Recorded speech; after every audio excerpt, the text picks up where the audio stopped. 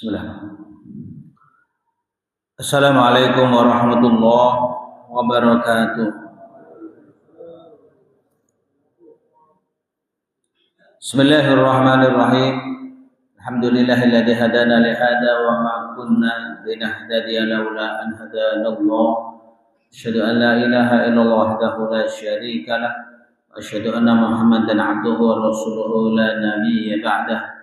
Allahumma salli wa sallim wa barik ala hadan nabiyil karim wa ala alihi wa sahbihi wa barik wa sallim ajma'in, amma ba'd. Al-hudurul kiram, hadirin jemaah sekalian, jemaah salat maghrib Masjid Al-Muhajirin, semoga sama-sama dimuliakan dan dirahmati Allah Subhanahu wa taala. Syukur alhamdulillah malam hari ini kita dipertemukan kembali oleh Allah Subhanahu wa taala untuk bisa bersama-sama berkumpul, bermuwajah, bertatap muka kembali dalam rangka melanjutkan ta'lim dan pengajian rutin kita. Malam hari ini insyaallah kita akan kaji bersama materi akhlak.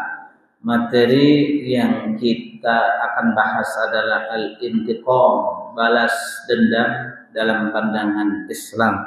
Sebelum kita mulai, mari sama-sama kita buka dan kita awali pertemuan kita dengan sama-sama membaca basmalah. Bismillahirrahmanirrahim. Jemaah sekalian, semoga dimuliakan Allah Subhanahu wa taala. Intiqam sering kita dengar, wallahu azizun dzuntiqam. Allah Subhanahu wa taala yang maha perkasa lagi maha pembalas. Jadi intiqam maknanya adalah balas dendam. Di saat kita membicarakan mengenai intiqam, balas dendam ini, maka balas dendam ini termasuk bagian dari al-akhlak al-madmumah, bagian dari akhlak yang tercela, akhlak yang tidak terpuji, yang tentu hal ini kita diingatkan oleh Allah Subhanahu wa taala maupun diingatkan oleh Rasulullah sallallahu alaihi wasallam. Maka di dalam surat Al-Baqarah ayat 194 Allah Subhanahu wa taala sampaikan, "Famani atada 'alaikum fa'tadu 'alaihi bimithli ma atada 'alaikum wattaqullaha wa'lamu annallaha ma'al muttaqin." Faman i'tada 'alaikum, barang siapa ada seseorang yang membuat kezaliman terhadap kalian, fa'tadu 'alaihi bimithli ma atada 'alaikum, maka balaslah kezaliman yang telah dilakukan oleh dia itu terhadap kalian.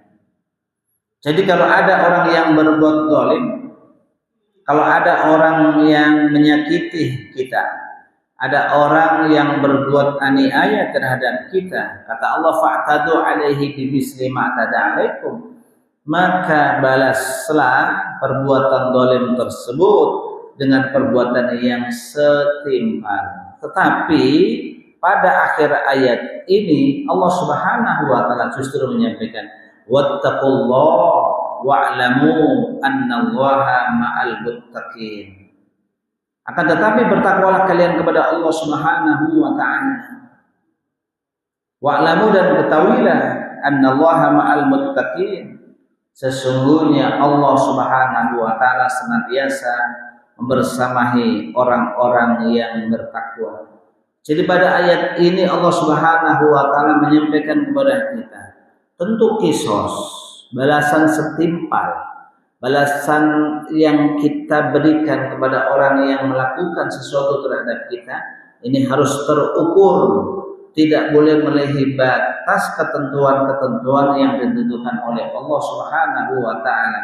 Amarallahu taala biluzumi taqwahu allati hiya al-wuquf inda hududihi wa adam mutajawuziha.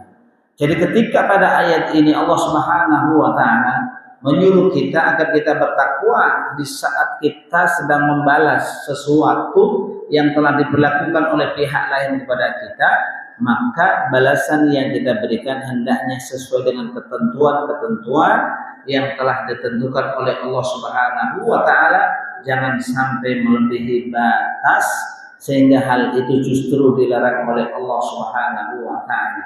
Maka kisos yang kita fahami sebagaimana yang disampaikan oleh Allah dalam surat Al-Maidah, wa katabna 'alaihim fiha annan nafsa bin nafsi wal 'aina bil 'aini wal udhuna bil udhuni was sinna bis sinni wal juruha qisas.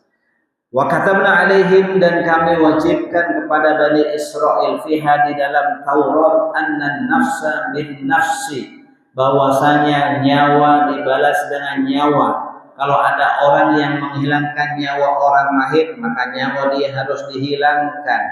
Wal aina bil aini, kalau ada orang yang menghilangkan mata orang lain, mata dia harus dihilangkan.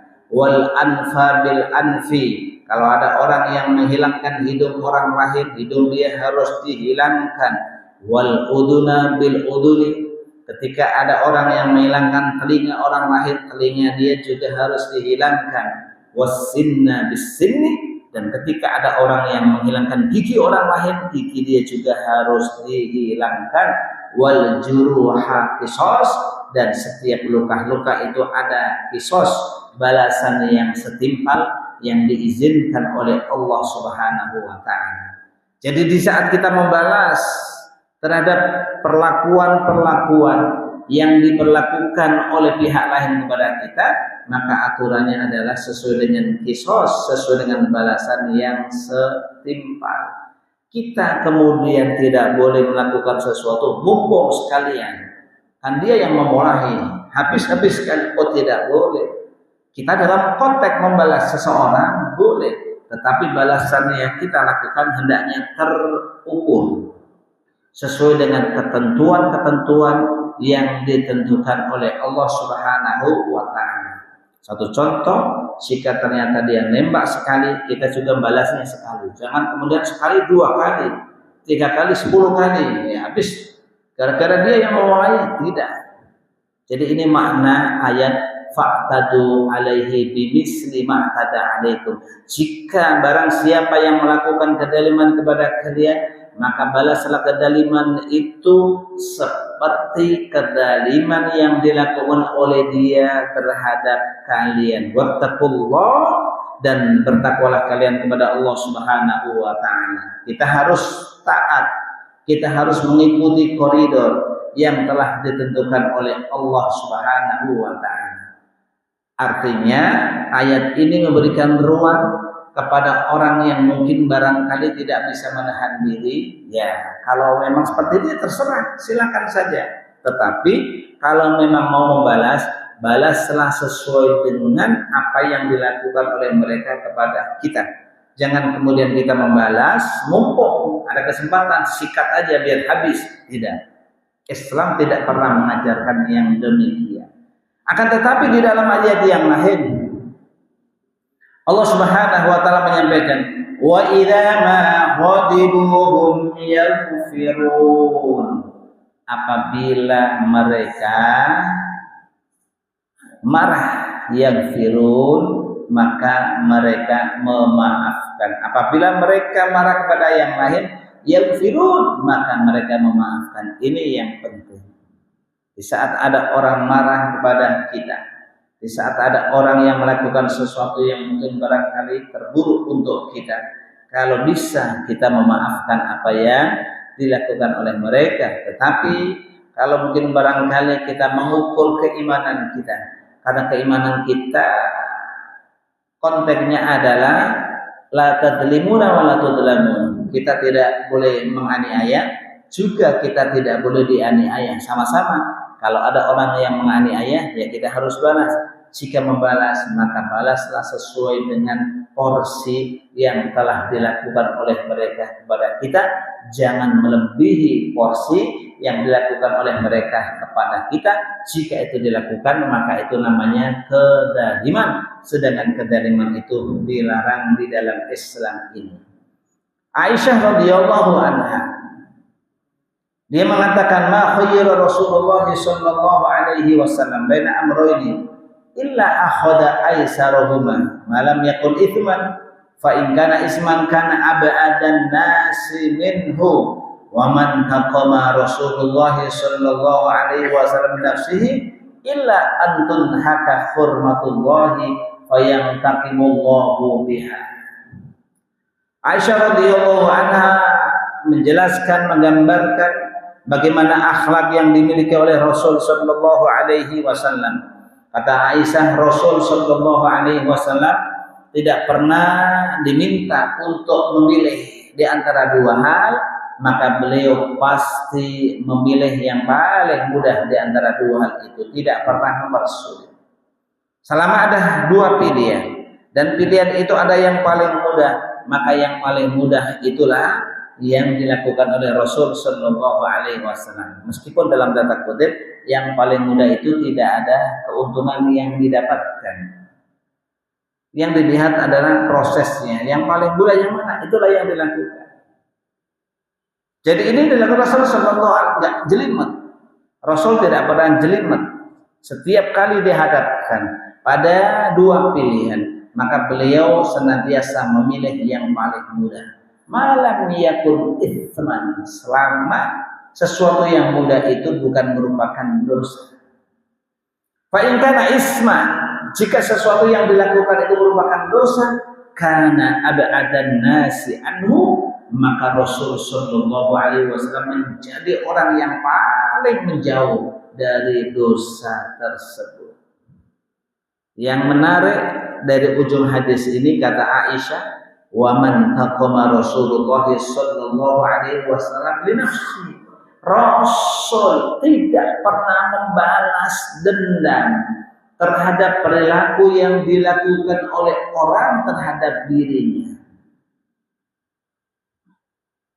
Sekarang kita lihat jemaah sekalian, bagaimana yang namanya Ikrimah, anaknya Abu Jahal. Kita nggak kurang-kurang siapa Abu Jahal itu, orang yang paling benci terhadap Rasul. Tapi ternyata anaknya menjadi sahabat. Siapa yang namanya Abu Sufyan bin Harb? Abu Sufyan ini adalah tokoh-tokoh Quraisy yang memusuhi Rasulullah sallallahu alaihi wasallam. Ketika terjadi Fathu Makkah, ternyata Ummu Habibah yang merupakan putrinya Abu Sufyan itu justru dinikahi oleh Rasulullah sallallahu alaihi wasallam. Kalau Rasulullah sallallahu alaihi wasallam balas dendam, enggak mungkin Islam itu bisa masuk. Islam itu bisa didekati oleh orang-orang yang pada awalnya mereka benci terhadap Islam. Tetapi karena Rasul sallallahu alaihi wasallam senantiasa mengabaikan sifat dendam, sifat balas dendam itu, maka apa yang terjadi? Orang-orang yang pada awalnya mereka secara umum memusuhi Islam ini, justru mereka malah tertarik dengan Islam karena akhlak yang telah dikedepankan oleh para pelaku atau para pemeluk Islam itu sendiri. Jadi maka kata Aisyah radhiyallahu anha, wa man taqama Rasulullah sallallahu alaihi wasallam nafsihi. Rasul sallallahu alaihi wasallam tidak pernah ya membalas dendam untuk dirinya sendiri. Ya sekarang kita lihat siapa ya orang yang membunuh pamannya Rasul sallallahu alaihi wasallam yang namanya Hamzah. Wahsy itu seorang pembunuh pamannya Rasul. Yang kemudian bapak-bapak kalau lagi umroh atau lagi haji ketika ke Gunung Uhud, ke Bukit Uhud di sana, berziarah ke makam syuhada Uhud, di antara 70 syuhada yang ada itu salah satunya adalah Hamzah. Hamzah itu adalah asadullah, singa Allah Subhanahu wa taala yang membunuh ya, itu adalah Wahsy yang merupakan budaknya Hindun. Hindun itu siapa? Hindun itu istrinya Abu Sufyan. Dan enggak tanggung-tanggung membunuhnya. Begitu dibunuh, dibelah dadanya, jantungnya diambil, dimakan oleh Wahsy. Kalau kemudian Rasul sallallahu alaihi wasallam senantiasa mengingat kejadian-kejadian yang seperti itu, mungkin barangkali Rasul akan balas dendam. Selagi ada kesempatan, maka Rasul balas dendam. Tetapi justru malah tidak. Abu Sufyan menjadi mertuanya Wahsy. Pada akhirnya dia masuk Islam di hadapan Rasulullah Shallallahu Alaihi Wasallam.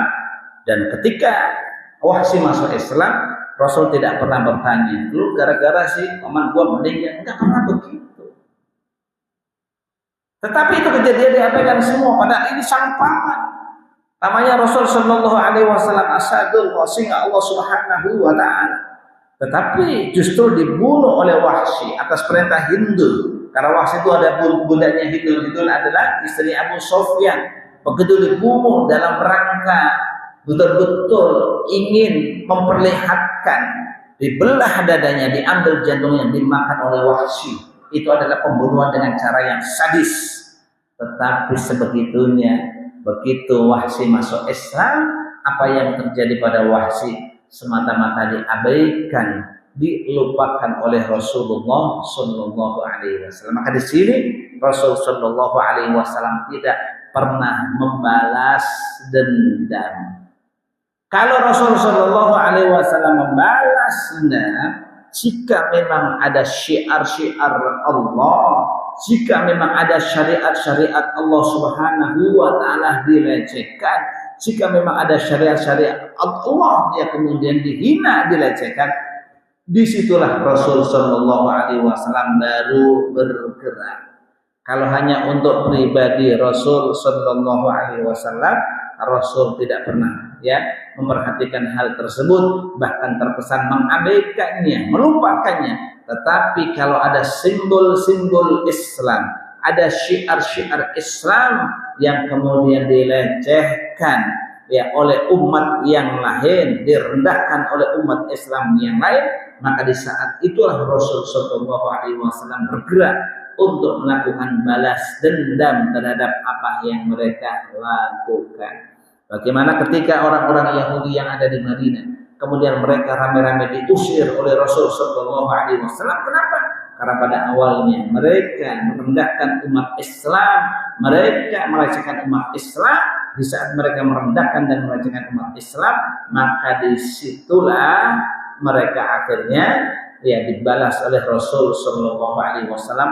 Mereka diusir oleh Rasul dari kota Madinah. Jadi makanya Rasul kata Aisyah, kalau urusan pribadi beliau tidak pernah melakukan balas dendam, tetapi kalau sudah urusan Islam, urusan simbol Islam, urusan adalah syiar Islam, ketika direndahkan, dilecehkan, maka di saat itulah Rasul bangkit untuk melawan, Rasul bangkit untuk melakukan balas dendam. Tetapi jika untuk pribadinya, Rasul tidak pernah melakukan itu. Hadirin jamaah sekalian, semoga dimuliakan dan dirahmati Allah Subhanahu Wa Taala. Sehingga kalau kita lihat di dalam Al-Quran, karena memang balas dendam itu semua tergantung keimanan dan kemampuan seseorang. Wa in aqabtum fa'aqibu bimithli ma uqibtum wa la in sabartum lahuwa khairus sabirin. Kata Allah, jika kalian membalas kepada orang yang telah melakukan kesalahan terhadap kalian, apa kata Allah? Fa'aqibu bimithli ma uqibtum, maka lakukan pembalasan sesuai dengan kesalahan yang dilakukan oleh mereka. Lakukanlah pembalasan sesuai dengan perilaku yang dilakukan oleh mereka kepada kalian. Tidak boleh lebih terhadap apa yang mereka lakukan. Namun Allah Subhanahu Wa Taala mengingatkan kepada kita, wala in sabartum lahuwa khairus sabirin. Jika kalian bersabar terhadap perilaku yang dilakukan oleh mereka kepada kita, lahuwa khairus sabirin, maka itu adalah sebaik-baik orang-orang yang bersabar. Jadi membalas sesuai dengan apa yang dilakukan oleh mereka kepada kita boleh, tetapi kalau kita tidak membalas, itu justru lebih baik, dan Allah menyebutnya lahuwa khairus sabirin. Yang seperti itu adalah termasuk orang-orang yang terbaik. Ya, orang sabar yang paling baik itu adalah orang yang bersabar atas perilaku yang dilakukan oleh orang lain kepada kita, tetapi orang itu tidak membalas sedikit pun, maka itu kata Allah lahuwa khairus sabirin. Demikian pula pada ayat yang lain, surat Syura ayat 40, Allah katakan wa jazaa'u sayyi'atin sayyi'atun mithluha faman 'afa wa aslaha fa ajruhu 'ala Allah innahu la yuhibbul zalimin. Kata Allah, balasan perbuatan yang buruk sayyi'atun mithluha, itu sama-sama buruknya. Makanya kalau kata orang Betawi, lu jual, gue beli. Ini maksudnya. Wa jazaa'u sayyi'atin sayyi'atun mithluha. Perbuatan yang buruk, maka balasannya adalah perbuatan buruk yang sama. Tetapi kata Allah, faman 'afa, barang siapa memaafkan, wa aslaha, lalu dia memperbaiki diri. Dia memaafkan, tidak membalas perbuatan tersebut, kemudian memperbaiki diri, fa ajruhu 'ala Allah, maka dia akan mendapatkan pahala dari Allah Subhanahu wa taala. Innahu la yuhibbul zalimin, sesungguhnya Allah Subhanahu wa taala tidak akan mencintai orang-orang yang berbuat zalim. Jadi jemaah sekalian semoga dimuliakan Allah, maka dalam konteks ini ya perbuatan balas dendam itu sekedar dilakukan dalam rangka untuk membalas boleh, tetapi aturannya harus setimpal, harus sesuai, dan tidak boleh melebihi porsi yang telah dilakukan oleh mereka kepada kita. Akan tetapi jika kita mampu, jika kita bisa menahan diri, jika kita bisa menahan diri, maka itu justru lebih baik daripada kita melakukan. Dalam konteks ini ya kita mengalah, tetapi mengalah bukan berarti kalah. Tetapi mengalah itu maknanya adalah bagaimana kita meneladani akhlak-akhlak yang dilakukan oleh Rasulullah Sallallahu Alaihi Wasallam. Jemaah sekalian semoga dimuliakan Allah Subhanahu Wa Taala. An Iyad bin Himar radhiyallahu anhu qala, qultu ya Nabi Allah, ar-rajulu min qaumi yashtumuni wa huwa duni, afa antaqimu minhu? Faqala Nabi sallallahu alaihi wasallam, al-ustabani syaitanani yatahatarani wa yatakadabani. Rawahu Ahmad. Kata Iyad bin Himar radhiyallahu anhu, dia bertanya kepada Rasul sallallahu alaihi wasallam, wahai Nabi Allah Subhanahu wa taala, ar-rajulu min qaumi yashtumuni, ada seseorang dari kampung saya, dari seseorang ya berasal dari kampung saya, yashtumuni, dia mencoba mencaci maki aku, wa huwa duni, padahal dia itu umurnya masih di bawah aku. Dia itu ya enggak setua-tua amat lah, dia masih di bawah aku. Afa antaqimu minhu, bagaimana Rasul? Apakah saya harus membalas dia? Kalau dia mencaci maki, saya juga caci maki dia, biar satu-satu begitu. Kata Rasul sallallahu alaihi wasallam, asy-syaitani al-mustabbani syaitonani. Ketika ada dua orang yang saling mencaci antara satu dengan yang lain, pada hakikatnya adalah sama-sama syaitan. Sama-sama syaitan. Yatahatarani. Ya, dia akhirnya sama-sama syaitan. Kemudian dia langsung cekcok, kemudian langsung saling mencaci, saling memaki antara satu yang lain, wa yatakadzabani, dan dua-duanya saling melakukan kebohongan. Jadi maknanya apa kata Rasul?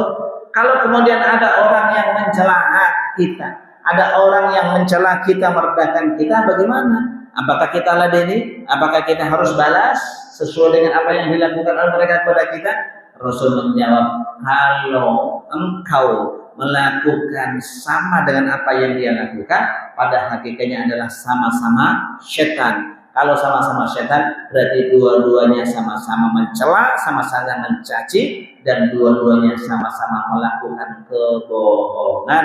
Agar kita tidak termasuk bagian dari syaitan yang memang disabdakan oleh Rasulullah Shallallahu Alaihi Wasallam, ketika ada orang yang mencela kita, ketika ada orang yang mencaci kita, sebaiknya kita diam. Diamnya kita bukan berarti kalah, diamnya kita bukan berarti tidak punya kekuatan, tetapi kita mengikuti istilah yang waras ngalah. Jadi yang waras ngalah. Jadi yang tidak waras biar yang ngomong, tapi yang waras ngalah. Jangan kemudian kita tersinggung, kita labrak sekalian, biarin aja katanya. Kurang ajar ini orang, harus dilabrak. Ya tentu konteksnya tidak demikian. Jemaah sekalian, semoga dimuliakan dan dirahmati Allah Subhanahu wa taala. Ya, jadi kalau kita lihat, itulah apa yang dilakukan oleh Rasulullah Shallallahu Alaihi Wasallam. Kemudian balas dendam itu ada dua jenis. Yang pertama adalah balas dendam yang terpuji, yang kedua adalah balas dendam yang tercela. Balas dendam yang terpuji adalah balas dendam terhadap syiar-syiar Allah, terhadap simbol-simbol Islam yang direndahkan, yang dilecehkan oleh orang-orang yang tidak bertanggung jawab. Maka di saat kita membalas dendam terhadap pelecehan, terhadap perendahan simbol-simbol Islam yang dilakukan oleh orang-orang yang tidak bertanggung jawab, itu termasuk balas dendam yang terpuji. Adapun yang kedua adalah balas dendam yang tercela, yaitu balas dendam hanya untuk membela dirinya sendiri. Balas dendam untuk membela dirinya sendiri. Jadi balas dendam untuk membela dirinya sendiri. Maka yang dimaksudkan syiar Islam ini apa? Syiar Islam itu secara umum.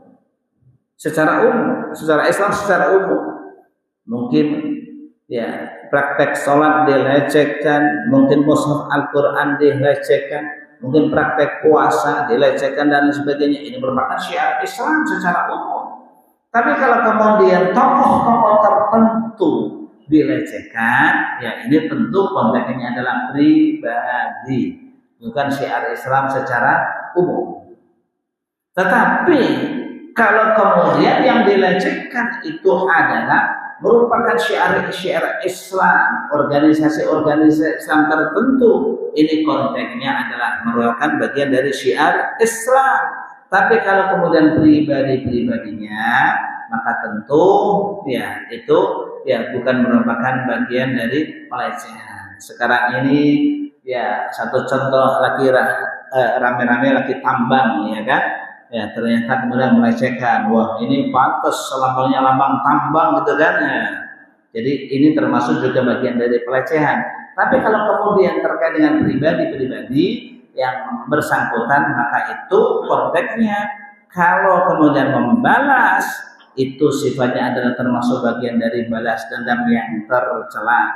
Oleh karena itu, jemaah sekalian semoga dimuliakan Allah, Rasul sebagaimana yang dikatakan oleh Aisyah, beliau tidak pernah melakukan balas dendam sedikit pun untuk dirinya di saat dia dilecehkan, tetapi Rasul Shallallahu Alaihi Wasallam akan melakukan balas dendam ketika Rasul Shallallahu Alaihi Wasallam menghadapi ada satu syiar Islam, ada satu simbol Islam yang direndahkan, yang dilecehkan oleh orang-orang yang tidak bertanggung jawab. Jemaah sekalian semoga dimuliakan dan dirahmati Allah Subhanahu wa taala, efek dari perbuatan balas dendam itu apa yang kita dapati? Yang pertama, orang yang melakukan balas dendam itu sama sekali tidak memiliki akhlak yang mulia. Kalau orang yang kemudian masih telaten, masih ngurusi hal-hal yang seperti itu, pada hakikatnya dia tidak memiliki kewibawaan dan tidak memiliki akhlak yang sangat mulia. Kemudian yang kedua, orang yang balas dendam, kita tidak perlu berterima kasih kepada dia, wala yuhmadu dzikruhu, dan nama dia tidak perlu kita viralkan, karena itu adalah termasuk perbuatan yang tidak dipuji oleh Allah Subhanahu wa taala. Dan yang ketiga, balas dendam itu ujung-ujungnya adalah penyesalan.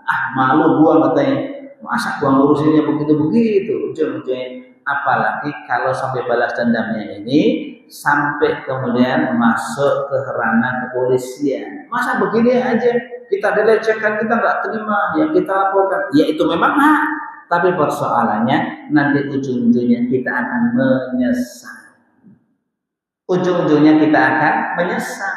Maka diingatkan oleh Allah Subhanahu wa taala, "Wala in sabartum lahuwa khairus sabirin." Sungguh jika kalian bersabar, maka itu termasuk sebaik-baik orang-orang yang bersabar. Jangan kemudian gara-gara ada orang yang melecehkan kita, apalagi viral dan lain sebagainya, yang kemudian kita tidak terima langsung dilaporkan. Ini kan merupakan upaya kita, itu hak kita, betul. Itu adalah hak.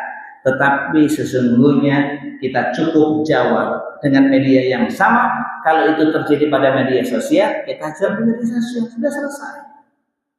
Kalau kemudian kita masuk ke ranah hukum, ujung-ujungnya ngabisin duit, habisin waktu, dan kita juga tidak mendapatkan pahala dari Allah Subhanahu wa taala.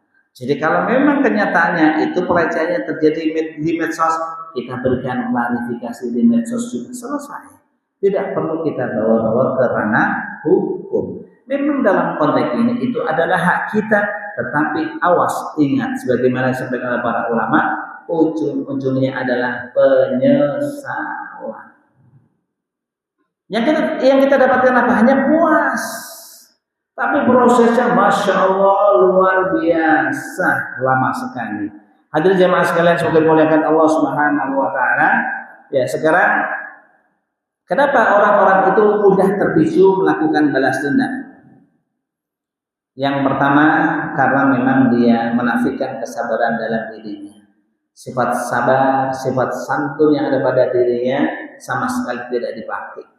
Sehingga orang mudah terpicu dengan melakukan balas dendam. Begitu gini, wah langsung.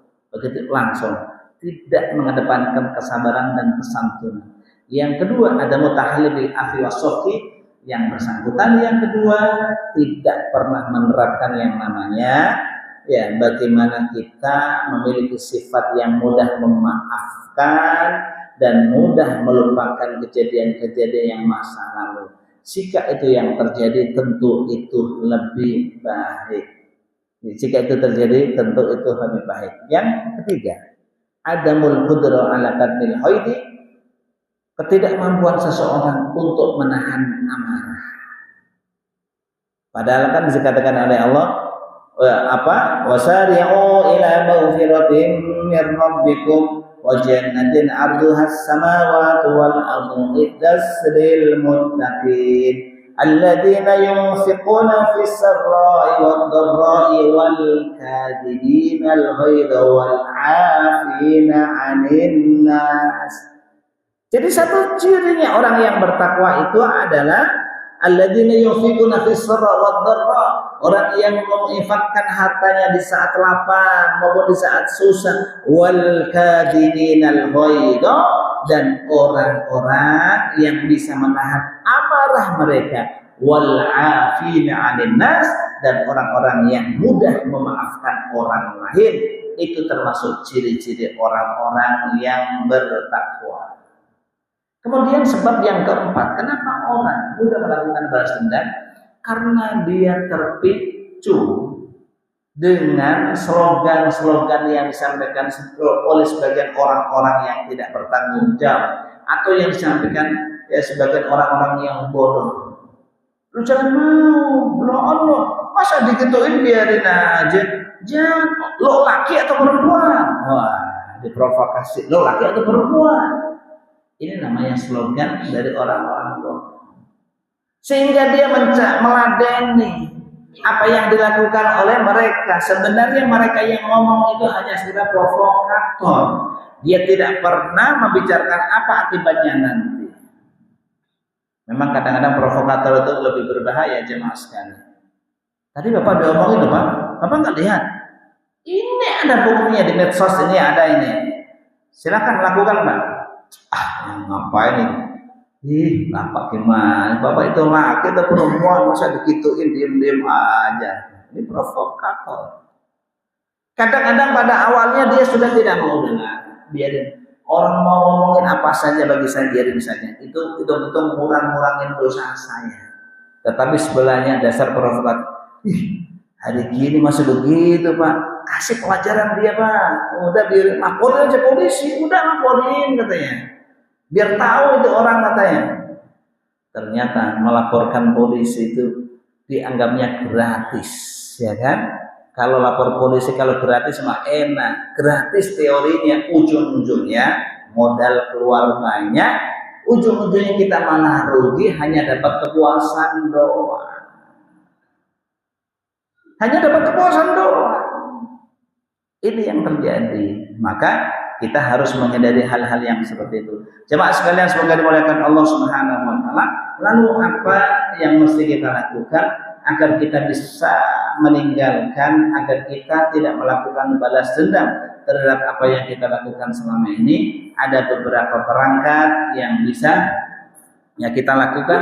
Yang pertama adalah kita ingat akan siksaan yang dilakukan atau yang diberikan oleh Allah Subhanahu wa taala kepada orang-orang yang maksiat kepada Allah Subhanahu wa taala. Kita melakukan yang seperti ini, kalau kita hanya membalas setimpal kurang nendang. Tapi kalau kemudian kita melebihi ukuran yang telah dilakukan oleh mereka kepada kita berdosa. Di saat kita berdosa, pasti nanti Allah Subhanahu wa taala bakal menyiksa saya. Di saat kita mencoba menghayati narasi yang seperti itu, maka pada akhirnya kita akan menurunkan niat buruk itu. Yang kedua, al-afu was-safhu, yang kita kedepankan adalah kita lebih mudah memaafkan orang lain. Karena kata Allah tadi, wala in sabartum wal afina 'anil nas. Ciri-ciri orang-orang yang bertakwa adalah orang yang memaafkan orang lain.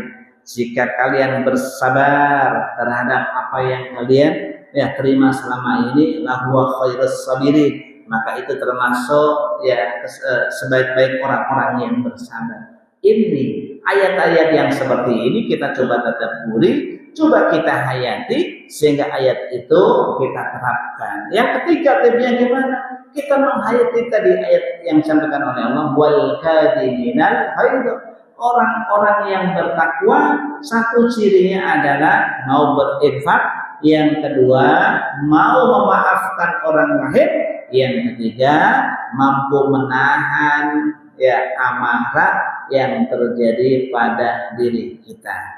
Maksudnya mampu menahan amarah itu bukan berarti tidak bisa marah, bisa marah. Tapi kapan kita marah dan kapan kita menahan amarah? Di saat kita bisa menahan amarah itu jauh lebih baik, karena itu termasuk bagian dari orang-orang yang bertakwa kepada Allah Subhanahu wa taala.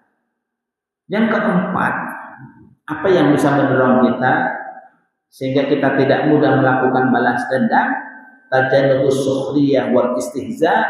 Kita senantiasa menghindari narasi-narasi yang senantiasa menghina orang, yang senantiasa mengejek orang, yang senantiasa merendahkan orang. Kita hindari narasi-narasi yang seperti itu. Jika kita memang sering menghindari, apakah itu secara tulisan yang kita tulis, postingan yang kita tulis, atau yang kita kirim, atau mungkin tutur kata yang kita sampaikan, kita menghadiri yang seperti itu, maka insya Allah kita dimudahkan oleh Allah untuk bisa menghindar dari yang namanya balas dendam itu. Kemudian yang keempat, kita tentu mawas diri. Semakin tua, semakin banyak urusan. Semakin tua, tentu waktu adalah berharga buat kita. Jangan sampai waktu habis hanya untuk ngurusin hal-hal yang remeh-temeh, yang tidak ada manfaatnya. Kita mesti harus membuat perbandingan. Daripada kita ribet urusan seperti ini, mendingan waktu kita gunakan untuk silaturahmi, waktu kita gunakan untuk membaca Al-Quran, waktu kita gunakan untuk diskusi apa yang akan dilakukan oleh anak-anak kita, masa depan apa yang kita persiapkan untuk mereka. Lebih baik seperti itu daripada ngurusin yang begini-begini, sehingga kita mulai atau mudah terpicu untuk melakukan balas dendam terhadap apa yang dilakukan oleh seseorang kepada kita. Berikutnya, orang itu kalau sudah terjebak dalam sesuatu, maka itu akan mengganggu pikiran kita, akan mengganggu proses kita. Mohon maaf bapak-bapak kalau sudah masuk ke ranah hukum, melaporkan seseorang atas kejadian yang remeh-temeh ke dalam ranah hukum, sebagai wujud Bapak ingin membalas dendam, ingin memberikan pelajaran. Yakin Bapak itu selama urusan itu belum beres, mungkin barangkali susah tidur. Bukan sekedar susah tidur, kadang-kadang malah mau makan aja males, nggak enak rasanya kalau urusan yang satu ini belum kelar. Enggak, itu emang. Maka kita harus ingat, kita ingatkan juga anak-anak kita, jangan kita kemudian mengikuti hawa nafsu kita, karena yang seperti itu ujung-ujungnya tidak ada manfaatnya. Makanya sering kita sampaikan hadis Nabi Shallallahu Alaihi Wasallam yang berbunyi, min husni islamil mar'i tarkuhu ma la ya'nihi. Termasuk keislaman seseorang yang baik adalah hendaknya dia meninggalkan sesuatu yang tidak ada manfaatnya.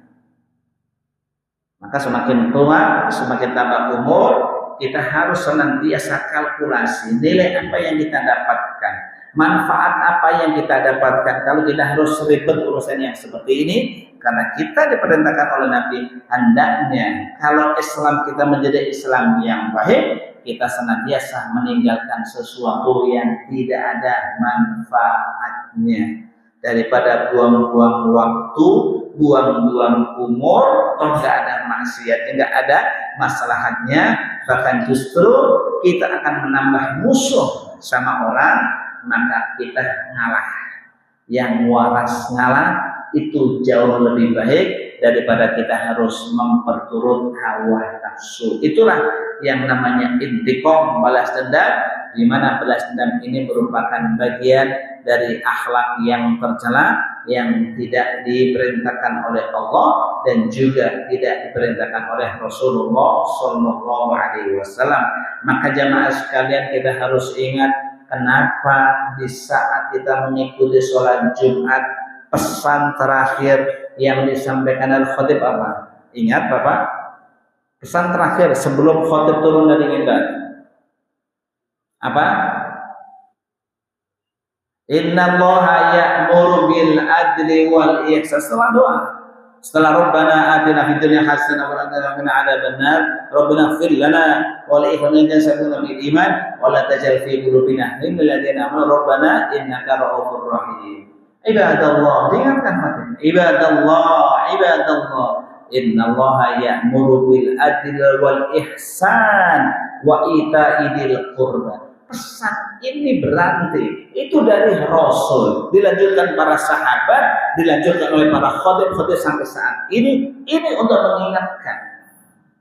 Cuma kadang-kadang kalau bapak-bapak diingatkan dengan bahasa itu yang nggak nyambung, malah dianggapnya doa. Kok panjang banget doanya katanya? Itu bukan doa, itu diingatkan. Ibadallah, wahai hamba Allah Subhanahu wa taala, innallaha ya'muru bil adli wal ihsan. Sesungguhnya Allah memerintahkan agar kalian berbuat adil dan berbuat kebaikan dan berbuat baik kepada orang lain. Wa ita'idil qurba, dan senantiasa memberikan sesuatu kepada karib kerabat. Ini maksudnya seperti itu. Makanya disampaikan, wa innallaha ya'muru bil adli wal ihsan wa ita'idil qurba wa yanha 'anil fahsya'i wal munkar. Dan itu merupakan narasi yang disampaikan oleh khatib, dan itu narasi bersumber dari Nabi terus setelahnya sampai generasi sahabat, tabi'in, sampai kepada kita.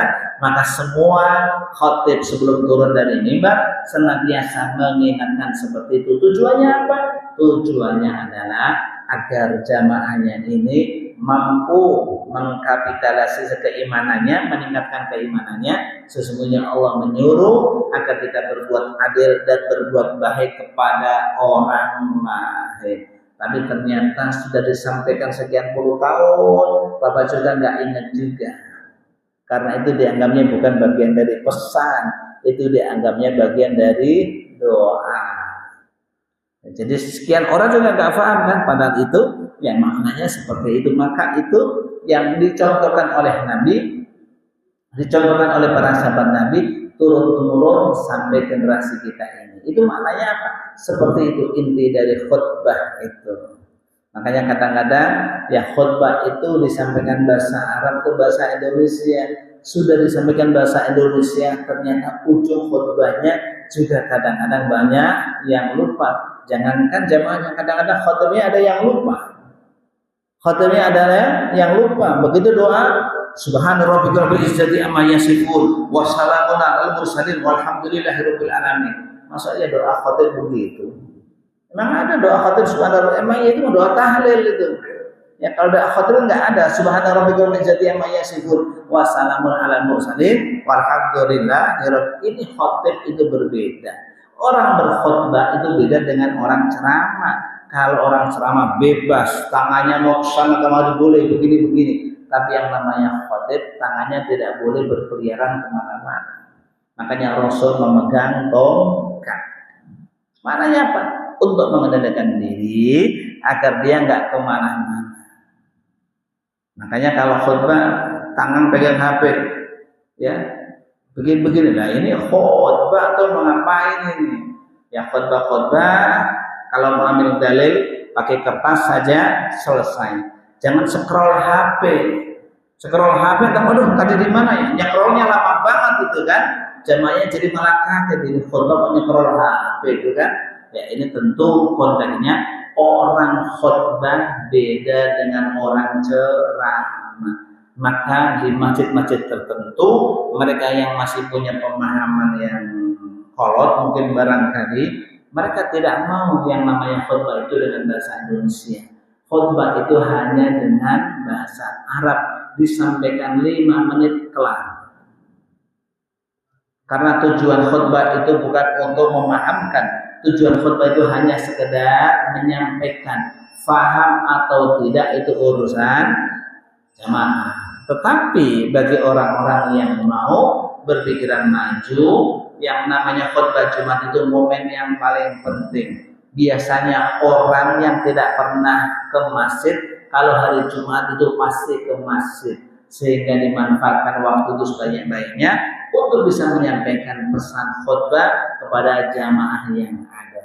Mudah-mudahan bermanfaat. Wallahu a'lam bishawab. Sama-sama kita akhiri subhanallah syahadu la ilaha illa anta astaghfiruka wa atubu ilaik. Walhamdulillahirabbil alamin.